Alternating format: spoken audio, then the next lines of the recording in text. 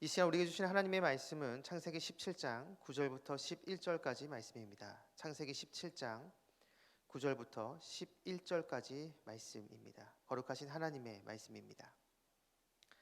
하나님이 또 아브라함에게 이르시되 그런즉 너는 내 언약을 지키고 내 후손도 대대로 지키라. 너희 중 남자는 다 할례를 받으라. 이것이 나와 너희와 너희 후손 사이에 지킬 내 언약이니라. 너희는 포피를 베어라. 이것이 나와 너희 사이의 언약의 표징이니라. 아멘. 오늘 선포되는 말씀이 저와 여러분의 삶으로 고백되기를 간절히 축복합니다. 창세기 17장은 아브라함의 나이를 말해줍니다. 창세기 17장 1절을 보면 아브라함이 99세 때에 여호와께서 아브라함에게 나타나서 그에게 이르시되 나는 전능한 하나님이라. 너는 내 앞에 행하여 완전하라. 아브라함이 99세 때 하나님께서 아브라함에게 나타나셔서 말씀하십니다. 그런데 17장 1절 바로 앞인 16장 16절을 보면 아브라함이 이스마엘을 낳았을 때 그의 나이가 86세라고 이야기를 합니다. 그러니까 16장 16절과 17장 1절은 단 한 절 차이긴 하지만 시간적으로는 13년이라는 시간이 흐른 것이죠. 이 사이에 어떤 일이 있었는지는 성경은 침묵하고 있습니다. 이 말은 뒤집어서 이야기를 하면 23년이란 시간 동안 하나님과 아브라함 사이에 어떠한 일도 일어나지 않았다라는 것을 우리에게 말해주고 있는 것입니다. 그럼 왜 그랬는가? 아마도 아브라함은 이제 막 태어난 이 이스마엘에게 빠져서 하나님 찾는 것을 소홀히 했던 것 같습니다. 그토록 바랬던, 정말로 원했던 자녀이기에 이스마엘이 태어나고 나서 아브라함은 이 이스마엘에 푹 빠져서 살았던 것이죠. 세상 간 것 없고 구속한 주만 보이는 것이 아니라 아브라함은 세상 간 것 없고 오직 이스마엘만 보인 것입니다. 그렇게 이 13년이란 기간은 아브라함에게 있어서 영적인 쇠퇴기라고 할 수가 있습니다. 자, 이런 상황에서 하나님께서 아브라함에게 찾아오십니다. 그리고 하신 일이 무엇이냐면 아브라함을 축복하는 일이었습니다. 이름을 바꿔주시죠. 아브라함에서 아브라함으로 바꾸시면서 그가 열국의 아비가 될 것이라고 축복하십니다. 그의 아내 사레의 이름도 사라로 바꿔주시면서 열국의 어미가 될 것이라고 축복해 주십니다. 이러한 축복을 하나님께서 아브라함에게 주십니다. 그런데 이러한 축복이 아브라함의 영적인 상태가 최고로 좋을 때 주어진 것이 아닙니다. 앞에서 말씀드렸듯이 이 13년이란 기간 동안 아브라함은 영적인 침체기에 빠져 있었습니다. 하나님보다는 자신의 육신의 아들 이스마엘에게 빠져서 그 아들만 바라보는 상황이었죠. 이러한 상황에서 하나님께서 먼저 아브라함에게 찾아오신 것입니다. 그리고 이 아브라함을 축복하시죠. 사랑하는 여러분, 바로 이것이 하나님의 은혜입니다. 하나님의 축복은 우리가 영적으로 최고의 상태일 때만 주어지는 것이 아닙니다. 오히려 현실에 안주하고 하나님과의 관계가 소홀해질 때 바로 그때 하나님의 은혜가 우리에게 임합니다. 바로 그 은혜가 있기 때문에 우리가 다시 회복하고 다시 소생할 수가 있는 것이죠. 신앙생활을 하다 보면 영적인 슬럼프에 빠질 때가 있습니다. 그 상황에서 벗어나고자 정말 몸부림칠 때가 있습니다. 바로 그 상황에서 우리 주님은 필요로 하는 은혜를 우리에게 주십니다. 그 상황에서 벗어날 수 있도록, 속히 회복할 수 있도록 여러 모습을 통해서 하나님은 우리에게 은혜를 주십니다. 바로 그 은혜가 있기 때문에 우리는 그 상황에서도 힘을 낼 수가 있는 것이죠. 우리가 항상 성령 충만한 모습일 때만 주님께서 우리에게 은혜를 주시는 것이 아닙니다. 어떠한 상황이든지 바로 그 상황에 맞게 우리에게 은혜를 주시는 분이 바로 하나님이십니다. 우리 주님은 절대로 우리의 손을 놓지 않으십니다. 한 번 잡은 우리의 손을 그분은 절대로 놓지 않으시는 것이죠. 바라기는 이곳에 계신 여러분은 오늘 이 말씀을 기억하시면서 어떠한 상황에서도 나를 떠나시지 않고 나와 함께 하시며 필요로 하는 그 은혜를 주시는 그 주님을 끝까지 신뢰하는 저와 여러분 우리 모두가 되기를 주님의 이름으로 축복합니다. 자, 이렇게 먼저 13년 만에 아브라함을 찾아오신 하나님께서 그럼 무엇을 하셨는가? 하나님은 아브라함과 언약을 다시 맺습니다. 오늘 본문은 아니지만 6절부터 8절을 보시면 바로 그것이 나오는데요. 내가 너로 심히 번성하게 하리니 내가 내게서 민족들이 나게 하며 왕들이 내게로부터 나오리라. 내가 내 언약을 너와 및 내 대대 후손 사이에 세워서 영원한 언약을 삼고 너와 내 후손의 하나님이 되리라.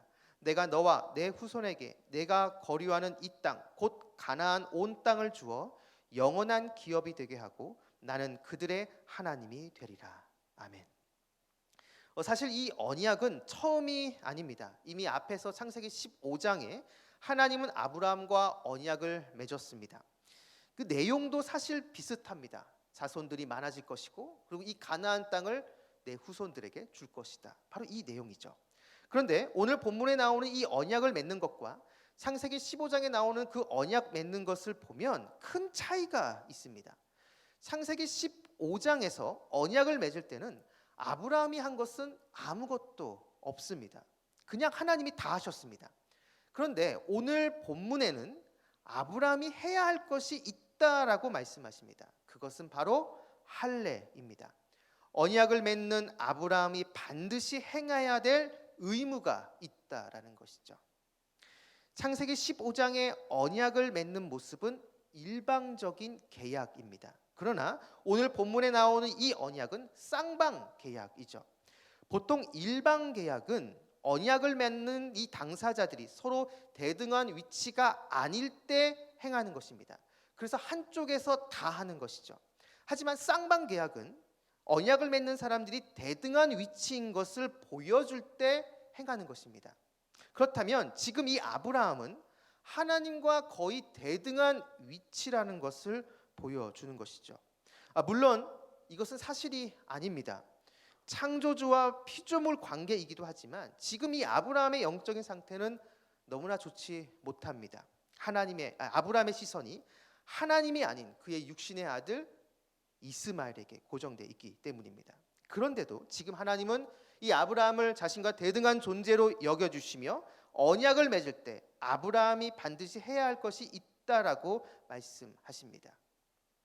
이것은 더 정확하게 이야기를 하면 하나님께서 아브라함을 믿어주신 것입니다.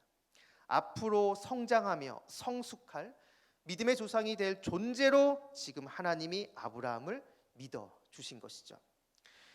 우리 역시 연약하고 부족합니다. 하루를 살아도 몇 번이나 실수하고 넘어지는 것 투성이죠.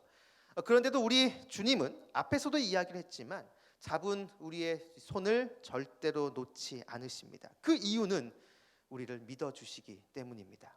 지금은 부족하고 연약하지만 주님의 그 말씀 안에서 점점 더 성숙하고 성장하며 그리스도를 알아가는 그 장성한 분량까지 성장할 것을 주님은 아시고 우리를 믿어주시는 것이죠.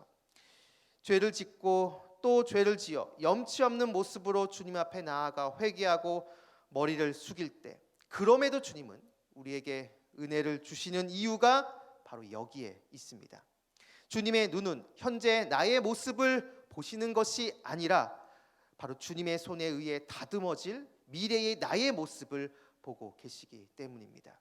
마치 반석과 상관없는 시몬에게 반석이란 이름의 뜻에 베드로의 이름을 지어주고 끝까지 베드로를 믿어주셨던 것처럼 말이죠. 주님의 이 믿어주심은 오늘도 우리에게 임하고 있습니다. 지금 나의 모습만 본다면 너무나도 부끄럽고 너무나 부족한 모습이지만 주님은 지금 나의 모습, 지금 이 현재 나의 모습만 주목하는 것이 아니라 주님의 그 은혜 안에서 변화될 모습을 동시에 보고 계시기에 우리를 향한 기대를 저버리시지 않는 것이죠. 그렇다면 우리들 역시 지금 나의 모습에 낙심하고 절망하는 것이 아니라 지금은 주님의 그 인도하심 과정 가운데 있다라는 것을 인식하며 주님을 더 의지하고 더 바라보고 주님의 그 인도하심 안에 맡겨진 그 사명에 충실해야 합니다. 바로 그렇게 할 때 우리에게 주신 그 하나님의 뜻이 성취가 되는 것이죠. 바라기는 이곳에 계신 여러분 모두가 오늘 이 말씀을 기억하시면서 지금 나의 모습이 아닌 주님의 안에서 더 좋아질 나를 기대하며 그렇게 믿어주시는 주님의 그 믿음 안에서 오늘도 주님을 온전히 바라보는 저와 여러분 우리 모두가 되기를 주님의 이름으로 축원합니다. 기도하겠습니다. 사랑이 많으신 아버지 하나님, 오늘 하루도 주님을 바라보며 주님을 의지합니다. 내 안에는 선한 것이 하나도 없고 부족한 모습 투성이지만 여전히 나를 믿어주시고 은혜를 주시는 주님을 신뢰하며 나아가는 오늘 하루가 되게 하여 주옵소서. 오늘 하루의 첫 시작입니다. 오늘 하루 동안 모든 성도님들과 함께 해주셔서 길의 위험과 사람의 위험과 여러 환경의 위험에서 우리를 지켜주시고 무엇보다 우리를 끊임없이 유혹하는 음란과 거짓과 교만과 탐욕의 유혹으로부터 우리를 건져 주시옵소서. 감사드리며 예수님의 이름으로 기도드립니다. 아멘. 공동기도문입니다. 지금 들은 말씀이 내 삶으로 이어지게 하옵소서. 2023년 우리 교회에 주신 말씀 묵상의 길입니다라는 말씀을 붙잡고 승리하게 하옵소서. 동네 세매주 성경 소고름 말씀 묵상을 통해 하나님의 은혜를 깊이 경험하게 하옵소서. 동서온 2기 훈련을 통해 말씀 묵상의 은혜가 흘러넘치게 하옵소서. 몸과 마음이 아픈 이들, 믿음이 연약하여 흔들리는 이들을 붙잡아 주셔서 주님의 은혜와 사랑을 늘 경험하고 감사하게 살게 하옵소서. 민주주의를 위해 지금도 투쟁하고 있는 미얀마와 지진 피해 회복을 위해 노력 중인 트리키의 시리아에 큰 은혜를 주옵소서. 이 시간 함께 나눈 공동 기도문과 각자 가지고 나온 개인의 기도 제목을 놓고 기도하신 후에 삶의 자리로 나아가도록 하겠습니다. 기도하시겠습니다.